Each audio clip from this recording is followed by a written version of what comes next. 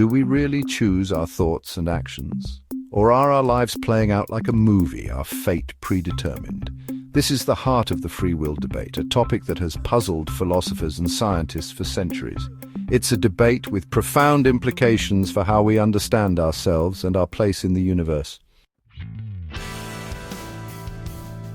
At its core, free will is the idea that we have the power to choose our actions and thoughts freely, without being forced by external factors. It implies that we could have acted differently in the past, and we have the power to shape our future. This concept is central to our legal systems, moral judgments, and even our personal identities. If we truly have free will, then we are responsible for our actions. We deserve praise for our achievements and blame for our failures. But if our choices are illusions, then what does that mean for morality, justice, and the very essence of being human? Many people believe in free will because it feels intuitively true. We experience making choices every day, from the mundane to the life-altering. Surely our subjective experience of decision-making is evidence enough. Proponents of free will argue that our ability to reason, deliberate, and make conscious choices sets us apart. We can weigh different options, consider their consequences, and ultimately make a decision that we believe is in our best interest. This process of deliberation, they argue, is a clear indication of our free will in action.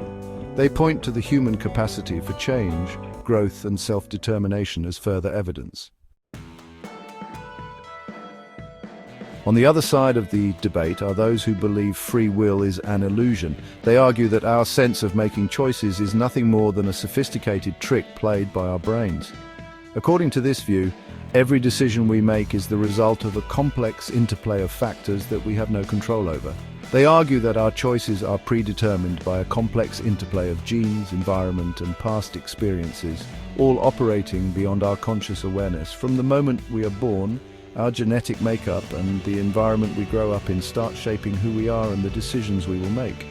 Our childhood experiences, the people we meet, and the situations we encounter all contribute to this intricate web of influences. They point to neurological studies that suggest our brains make decisions before we're even consciously aware of them. These studies show that brain activity related to decision-making can be detected several seconds before we actually make a choice. This implies that our conscious mind is not the true origin of our decisions, but rather a bystander that becomes aware of them only after they have been made. These determinists, as they're called, argue that our feeling of free will is simply a trick of the mind. They believe that what we perceive as free will is just our brain's way of making sense of the decisions that have already been made subconsciously. This illusion of control helps us navigate the world and maintain a sense of agency, even if that agency is not real. Our conscious awareness, they say, is merely observing decisions after the fact and weaving a narrative of control. This narrative helps us construct our identity and understand our place in the world.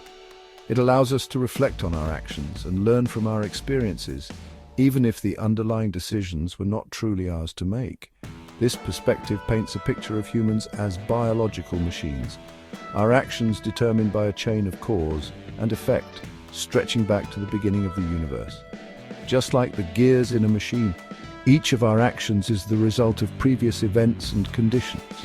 This deterministic view suggests that everything we do is part of a vast, interconnected web of causality that extends far beyond our individual lives. It challenges the very notion of personal responsibility and raises profound questions about the nature of human existence. Science steps in, a look at the evidence. Neuroscience has entered the free will debate, offering fascinating but inconclusive evidence. Studies have shown that brain activity related to a decision can be observed moments before a person becomes consciously aware of making a choice. This finding suggests that unconscious processes might be driving our decisions, challenging the notion of conscious control. However, other researchers argue that these studies don't disprove free will. They argue that unconscious brain activity may simply reflect the brain preparing to make a decision, while the final choice remains under conscious control. The debate within neuroscience itself highlights the complexity of the issue. Coffee or tea, a real-world example. Imagine you're at a coffee shop trying to decide between a latte and a cappuccino. You weigh your options, considering your mood, the weather, and your caffeine preference. You choose the latte, feeling satisfied with your decision, but what led to that choice? Was it a truly free decision, or was it influenced by subtle factors you weren't aware of? Perhaps a recent advertisement you saw, a conversation you overheard, or even your current blood sugar level played a role in your decision-making process without your conscious knowledge. This simple example illustrates how difficult it is to disentangle our conscious choices from the myriad of factors that influence us. Think about the last time you scrolled through social media. Did you notice how many coffee-related posts you saw? Or perhaps you read a blog post or watched a tutorial about the perfect cup of coffee. These seemingly small interactions can subtly shape our preferences. Conversations with friends and family also play a significant role. Maybe a friend recently raved about the new latte at your local coffee shop. Even the sensory experience of smelling freshly ground coffee beans or tasting a sample can influence your decision. The ambience of the coffee shop, the music playing in the background, and the overall atmosphere can make one option more appealing than the other. Ultimately, our choices are a complex interplay of conscious thought and subconscious influences. The next time you find yourself choosing between coffee or tea, take a moment to consider all the factors at play. Why all the fuss? The implications of free will. This topic has fascinated philosophers, scientists, and thinkers for centuries. The question of whether we have free will, or if our actions are determined by external factors, is not just an academic exercise. It has real-world implications that affect every aspect of our lives. The debate about free will matters because it strikes at the heart of who we believe we are and how we understand ourselves. It challenges our notions of autonomy, self-determination, and personal identity. When we ponder whether our choices are truly our own, we delve into the essence of human nature and consciousness. If free will is an illusion, then our legal systems, moral judgments, and personal relationships need to be re-evaluated. The justice system, for instance, is built on the premise that individuals are responsible for their actions. If our actions are predetermined, the very foundation of accountability and punishment comes into question. The concept of personal responsibility takes on an entirely different meaning if our actions are not truly our own. It raises questions about guilt, blame, and merit. If we are not the true authors of our actions, can we be praised or blamed for them?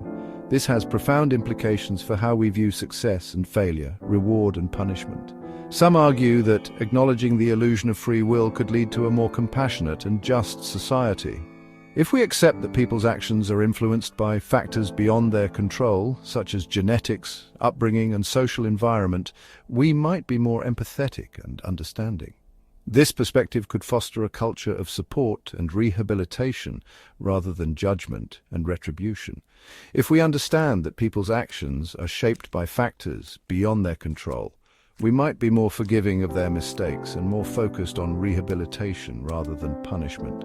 This shift in perspective could transform our approach to justice, mental health, and social welfare, promoting a more humane and equitable society. The implications of free will, or the lack thereof, are vast and far-reaching, touching every corner of human existence. The uncomfortable truth, free will, and responsibility. The possibility that free will is an illusion is a difficult concept to grapple with. It challenges our deeply held beliefs about our own agency and our place in the world. Some people fear that acknowledging the lack of free will lead to apathy, moral relativism, and a sense of meaninglessness. However, others argue that accepting the possibility of determinism doesn't mean abandoning personal responsibility. Even if our choices are ultimately determined, we can still strive to live meaningful and ethical lives. We can focus on understanding the factors that influence our behavior and work towards creating a more just and compassionate world. The final question: can we handle the truth? The debate about free will is unlikely to be resolved anytime soon. It's a complex issue with profound philosophical and scientific implications. However, simply engaging in the debate can be an enriching experience. It forces us to confront fundamental questions about consciousness, morality, and the nature of reality itself. Perhaps the most important lesson is not about finding a definitive answer, but about learning to live with uncertainty. We may never know for sure whether or not we truly have free will, but by embracing curiosity, critical thinking, and open-mindedness, we can continue to explore this fascinating and essential question. If you enjoyed this video, don't forget to like, comment, and subscribe for more thought-provoking content.